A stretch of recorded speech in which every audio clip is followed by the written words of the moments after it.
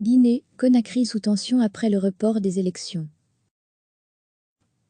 À la veille des élections prévues, le vendredi 27 février, 200 jeunes ouvriers et artisans étaient rassemblés au siège du RPG Arc-en-Ciel, le parti du président en place Alpha Condé. À 81 ans, Condé tente de briguer un troisième mandat lors d'un référendum constitutionnel couplé avec des élections législatives qui devaient avoir lieu dimanche 1er mars et fait face à une vague de protestations. Les élections ont finalement été repoussées au dernier moment à 2 semaines plus tard, après un premier report en février. À 2 jours du scrutin, des militants du parti attendaient désespérément l'apparition de Condé, dans l'après-midi au siège du parti. Alpha est mon président, je viens ici pour le supporter, et je suis sûr qu'il remportera cette élection. Il faut qu'il continue, affirme Amadou, un jeune carreleur, assis avec ses amis dans l'amphithéâtre délabré du parti depuis 9 heures du matin. Avant les élections prévues, la ville semble s'être arrêtée et retient son souffle. Certains Guinéens s'étaient préparés pour un long week-end et les boutiques étaient vides dès vendredi. Je suis resté pour travailler, mais mes amis et mes frères sont rentrés au village avec des provisions pour voter et passer le week-end, explique Habib, un jeune pilote de moto-taxi.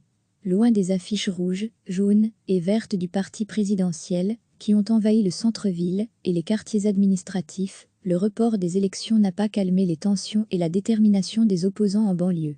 Depuis octobre dernier, le pays est le théâtre d'affrontements mortels entre les forces de l'ordre et les manifestants, réunis au sein du Front national pour la défense de la Constitution, FNDC. Au moins une trentaine de Guinéens ont perdu la vie sous les coups et les balles des policiers, le long de l'axe de la démocratie, une route qui serpente en traversant Conakry et ses quartiers les plus populaires, théâtre de rixes régulières. Au lendemain de l'annonce du report par Alpha Condé au journal du soir de la radio-télévision guinéenne, RTG, le samedi 29 février, des affrontements ont eu lieu entre forces de police et les manifestants. Dans les étroites rues de ces quartiers, des jeunes opposants ont tenté de barrer la route principale pour protester, avant d'être délogés, puis poursuivis jusqu'à leur domicile par les forces de l'ordre. Les scènes de guérillas urbaines ont débuté tôt le matin et se sont poursuivies pendant la matinée dans les quartiers d'Andalaye et Bambto, alors que le FNDC se réunissait au même moment pour décréter une nouvelle journée nationale de mobilisation, le jeudi 5 mars.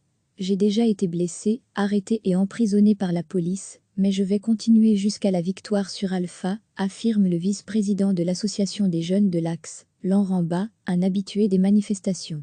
Pour Mohamed Tal du parti d'opposition UFR, le report signifie un recul du pouvoir en place, mais n'est pas encore une victoire. On va maintenir la pression et continuer les mobilisations jusqu'à l'abandon du projet de Condé, qui ne doit pas rester pour un troisième mandat, explique-t-il. Chaque semaine, recevez l'essentiel de l'actualité sur le thème de l'Afrique. Toutes les infos du continent africain bientôt dans votre boîte de réception.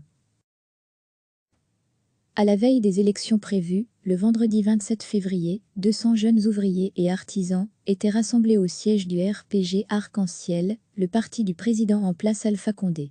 À 81 ans, Condé tente de briguer un troisième mandat lors d'un référendum constitutionnel couplé avec des élections législatives qui devaient avoir lieu dimanche 1er mars et fait face à une vague de protestations.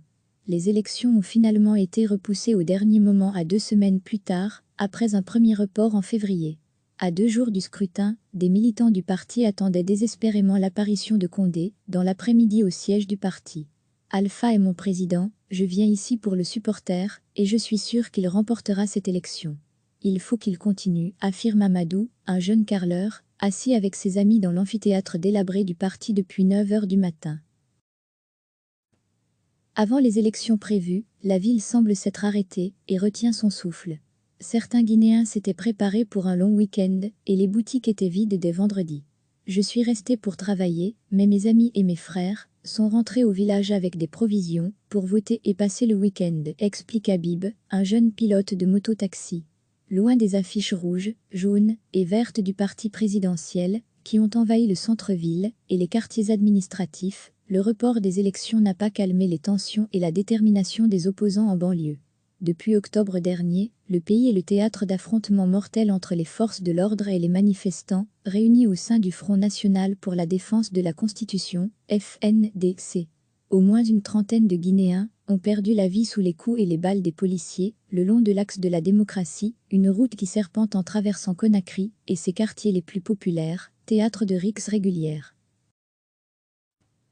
Au lendemain de l'annonce du report par Alpha Condé au journal du soir de la radio-télévision guinéenne, RTG, le samedi 29 février, des affrontements ont eu lieu entre forces de police et les manifestants. Dans les étroites rues de ces quartiers, des jeunes opposants ont tenté de barrer la route principale pour protester, avant d'être délogés, puis poursuivis jusqu'à leur domicile par les forces de l'ordre. Les scènes de guérillas urbaines ont débuté tôt le matin et se sont poursuivies pendant la matinée dans les quartiers de Andalaye et Bangto, alors que le FNDC se réunissait au même moment pour décréter une nouvelle journée nationale de mobilisation, le jeudi 5 mars. J'ai déjà été blessé, arrêté et emprisonné par la police, mais je vais continuer jusqu'à la victoire sur Alpha, affirme le vice-président de l'association des jeunes de l'Axe, Laurent, un habitué des manifestations. Pour Mohamed Tal du parti d'opposition UFR, le report signifie un recul du pouvoir en place, mais n'est pas encore une victoire. On va maintenir la pression et continuer les mobilisations jusqu'à l'abandon du projet de Condé, qui ne doit pas rester pour un troisième mandat, explique-t-il. Cliquez sur s'abonner pour recevoir les dernières nouvelles.